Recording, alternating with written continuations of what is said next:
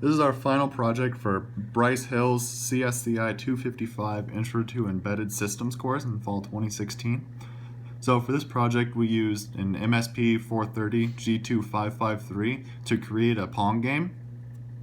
We used the SparkFun OLED, that is a 64 by 48 display.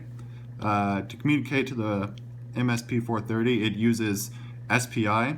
So in total, we need 5 pins for that. We need data command, chip select, reset, MOSI, clock.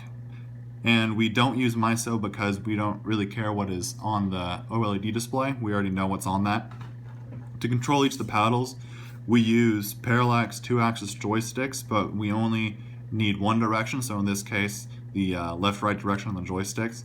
We have to use the onboard ADC on the MSP 430 to convert the analog input to a digital format so we can tell the paddles to move up or down.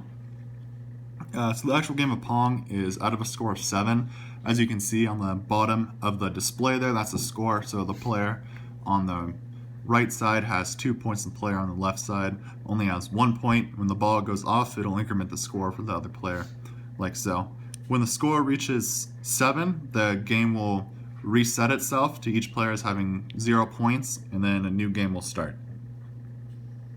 Whenever the ball goes off the edge, the ball reset function is called, and the ball's velocity and position on the middle line are dependent upon what the position of the player's joysticks are. So in that case, it goes really fast. In that case, it goes a little bit slower.